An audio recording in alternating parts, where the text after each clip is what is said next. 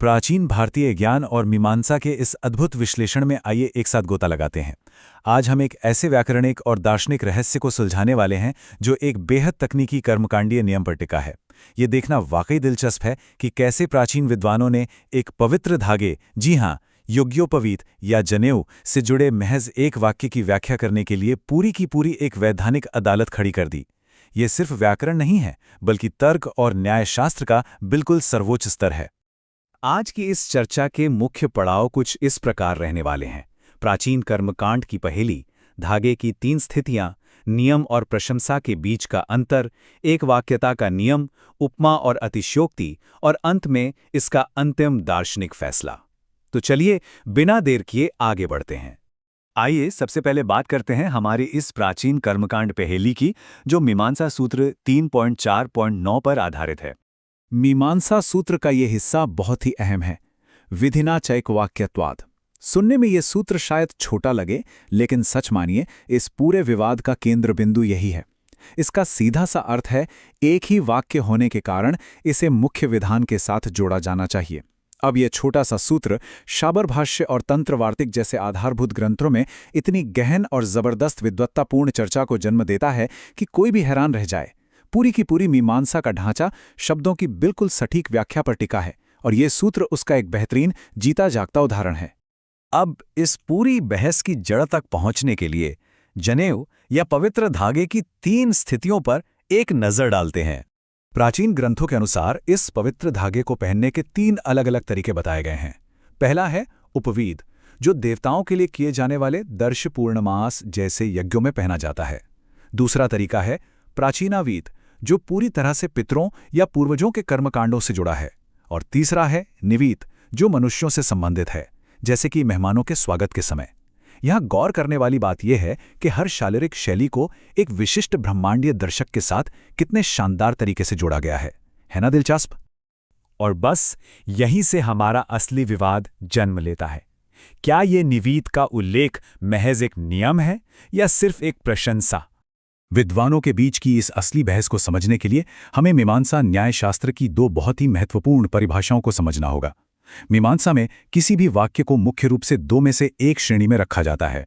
पहला है विधि, जिसका सीधा मतलब है एक सख्त आदेश या कानूनी रूप से बाध्यकारी नियम जिसे हर हाल में करना ही होगा। और दूसरा शब्द है अर्थवाद, जिसका अर्थ है कोई ऐसा व्याख्यात्मक कथन या प्रशंसा जिसका इस्तेमाल मुख्य नियम की महिमा बढ़ाने के लिए किया जाता है। लेकिन ध्यान रहे, अर्थवाद अपने आप में कोई स्वतंत्र नियम बिल्कुल नहीं होता। अब यहाँ एक बहुत ही व्यावहारिक और ज़मीनी सवाल उठता है। अगर घर में किसी मेहमान का स्वागत हो रहा हो, यानी आतिथ्य सत्कार चल रहा हो, तो क्या कानूनी रूप से धागे को गले के चारों ओर निवीत शैली में पहनना एकदम अनिवार्य है? क्या निवीत मनुष्यों के लिए है, ये वाक्य एक सख्त विधि है? इस उलझन को सुलझाने के लिए व्याकरण का एक बहुत ही शानदार सिद्धांत सामने आता है, जिसे एक वाक्यता का नियम कहते हैं। प्राचीन विद्वान यहाँ एक वाक्यता का नियम लागू करते हैं। इसका अर्थ है वाक्य की संरचनात्मक एकता बनाए रखना, यानी एक ही विचार को पूरी तरह से अखंड रखना। इसके ठीक विपरीत एक बड़ा व्याकरणिक दोष होता है, जिसे वाक्यभेद कहते हैं। ये वाक्यभेद तब होता है जब एक ही वाक्य को तोड़कर उसे 2 स्वतंत्र नियमों में बांट दिया जाए। मीमांसा के विद्वानों का स्पष्ट मानना है कि इस वाक्यभेद के भयानक दोष से तो हर हाल में बचना ही चाहिए। शाबर भाष्य इस तार्किक अनुक्रम को बिल्कुल शीशे की तरह साफ कर देता है। देखिए, पहला प्राथमिक नियम या विधि ये है कि दैवीय अनुष्ठानों में उपवीत शैली अनिवार्य है। अब अगर निवीत वाले हिस्से को एक दूसरा स्वतंत्र नियम मान लिया जाए तो ये मूल वाक्य को ही पूरी तरह से खंडित कर देगा।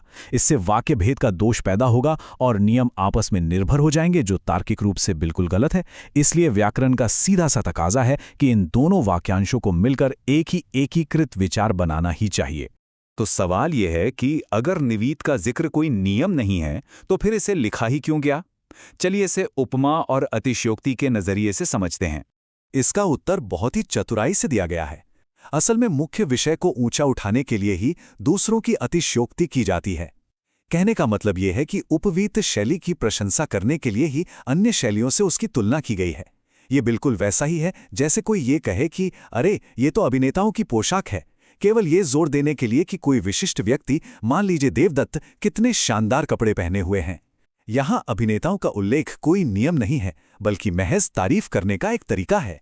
तंत्र वार्तिक यहाँ काव्यात्मक सुंदरता का एक बहुत ही अद्भुत पुट जोड़ता है।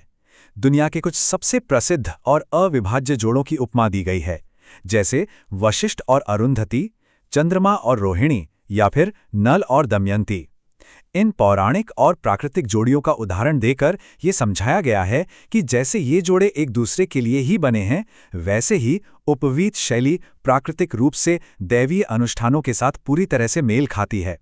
ये बात पक्की कर देता है कि अन्य शैलियों का उल्लेख सिर्फ और सिर्फ एक प्रशंसा है।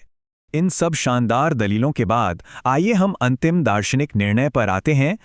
अब ये सवाल उठना लाजमी है कि ये पूरी भारी भरकम व्याकरणिक बहस वास्तव में जमीनी स्तर पर क्यों मायने रखती है। खैर, अगर निवीत एक विधि या नियम है तो मेहमानों के स्वागत के दौरान अनिवार्य रूप से धागे को निवीत शैली में बदलना ही होगा।